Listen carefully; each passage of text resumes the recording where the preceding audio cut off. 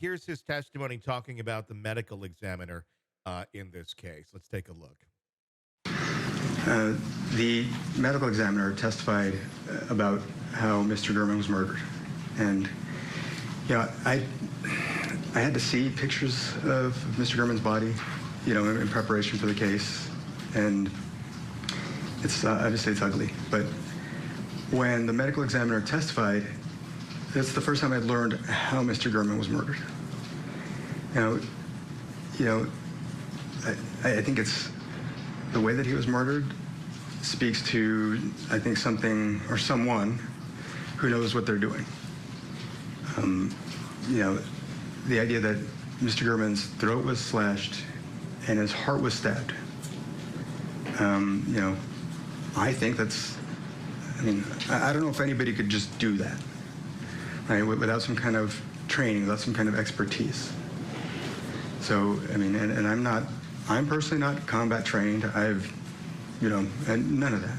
So it seemed to me that when I heard that, I thought, my God. So that's, I guess, one example of the type of opinion I'll be sharing with you. My God, why would anyone think that slashing someone's throat or stabbing them in the heart would kill them? You need some sort of training to learn that. What the hell? What kind of arguments?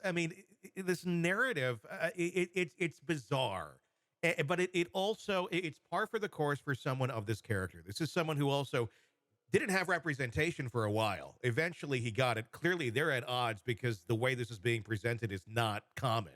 So, his attorney's like, I'm not being any sort of part of your little narrative testimony over here.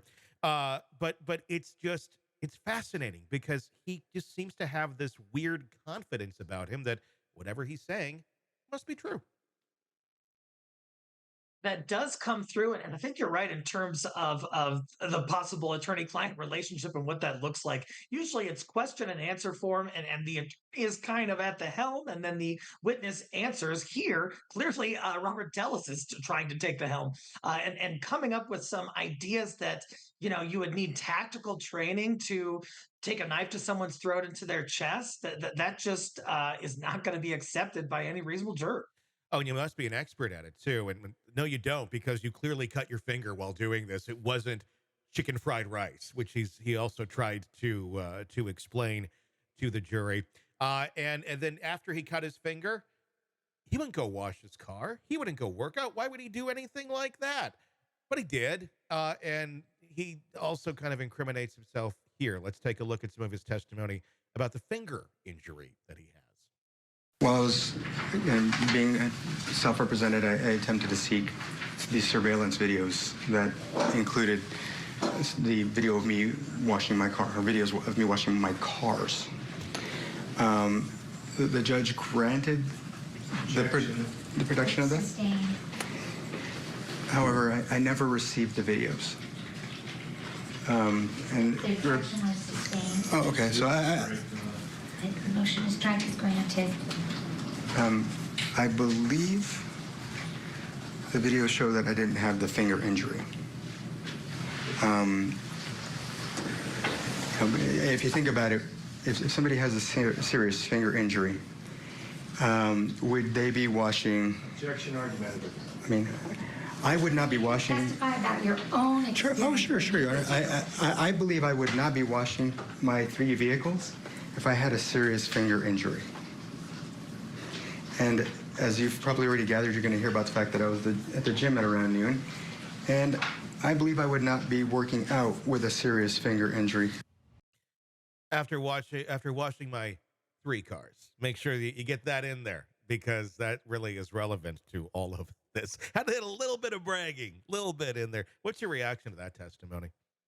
That kind of presentation just makes no sense to me.